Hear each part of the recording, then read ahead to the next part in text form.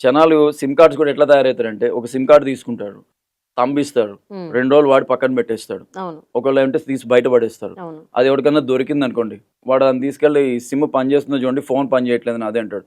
వాడు అది పెడతాడు, పని చేస్తుందా? రీచార్జ్ చేసుకుంటాడు. మీ పేరు మీద ఇంకోటి ఫోన్ వాడుతున్నాడు.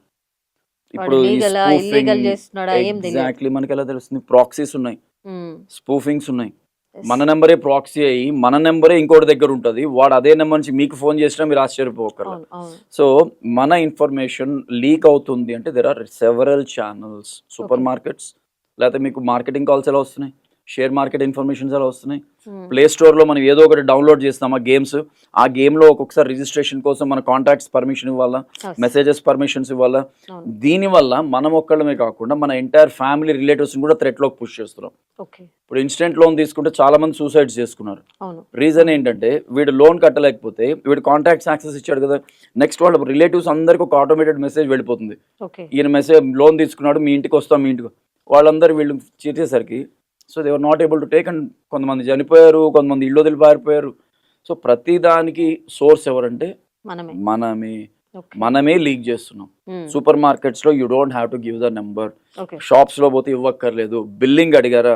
అది మ్యాండేటా? హ్మ్. ఒకవేళ నిజంగా అది అయిందా? ఒక డమ్మీ నంబర్ ఇంట్లో పెట్టుకోండి. ఆ ఫోన్ నంబర్ మీ దగ్గర ఉంచుకోండి. ఓకే. నంబర్ రికార్డ్ చేసుకోండి.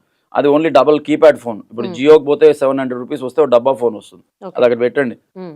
నెలకు ఒక ₹99 ₹100 రీచార్జ్ చేయండి. ఎవడు అడిగినా అదే నెంబర్ ఇవ్వండి. దానికి ఏ కాంటాక్ట్స్ రావు. మీరు ఫోన్ తీయక్కర్లా. సైలెంట్‌లో పెట్టి ఇంట్లో పెట్టేయండి. అయిపోయింది. You are safe. Okay. Sir WhatsApp లేనిది మనం ఉండలేం. ఉండలేము. ఫస్ట్ ఏ డాక్యుమెంట్స్ కావాలన్నా, ఏది అయినా గూడా మంచైనా, ఖచ్చితంగా. చెడైనా వాట్సాప్ లేనిది మనం ఉండలేం. Right. Sir how can we use the dummy phone? అదేండి వాట్సాప్ మీరిచ్చే బయట పబ్లిక్‌లో పెట్టే నంబర్‌కి వాట్సాప్ ఎందుకు? ఓకే. ఓకే. మీరు పబ్లిక్‌లో పెట్టే నంబర్. ఇప్పుడు షాపింగ్ మాల్‌లో బిల్లింగ్‌కి ఇచ్చే నంబరు, దానికి వాట్సాప్ ఎందుకు మనకి? ఆఫర్స్ అక్కర్లేదు. ఓకే. మీకు నిజంగా ఆఫర్ కావాలంటే you walk up to the store, వాడు చెప్తాడు, ఇస్తాడు. హ్మ్. లేదా వాడు ఏదైనా కూపన్ ఇస్తాడు. ఇప్పుడు మనం ఇది యాక్సెస్ ఇవ్వడం వల్ల ఏమవుతుందంటే, వాడు you are allowing somebody to get into your phone గదా! ఓకే. వాడెవడో మీకు ఫోన్ చేస్తాడు, మెసేజ్‌లు పెడతాడు. హ్మ్. అవి ఇవి మొత్తం ఇట్లా 1, 2, 3, 4, 5 one by one, one by one, one by one వస్తూనే ఉంటాయి మనకి. ఓకే. ఇవన్నీ ఎప్పుడైతే వస్తున్నాయో వేర్ ఇస్ ద పాయింట్? మీరు ఎక్కడ ఆపగలరు? ఎప్పుడు మీరు నాట్ ఇంట్రెస్టెడ్ అని కొట్టారు, లేదా బ్లాక్ కొట్టారు ఆ నెంబర్‌ని. అవుతుందా? వాడు ఇంకో నెంబర్ నుంచి మొదలు పెడతాడు. హ్మ్. హ్మ్. ఇవి నాకు కూడా కంప్లైంట్స్ వచ్చాయి. అవును. సార్ మాకు కంటిన్యూస్ స్పామ్ కాల్స్ వస్తున్నాయి. నేను బ్లాక్ చేస్తే ఇంకో నెంబర్ నుంచి వస్తాయంటే, అవును. మీ నెంబర్ వాడి దగ్గర ఉన్నంత వరకు వాడు ఎన్ని సిమ్ కార్డులన్నా తీసుకుంటాడు, ఎంతమంది నుంచి అని చేస్తాడు. So what I say is, దయచేసి మీరు నెంబర్ ఇవ్వాల్సి వస్తే హ్మ్.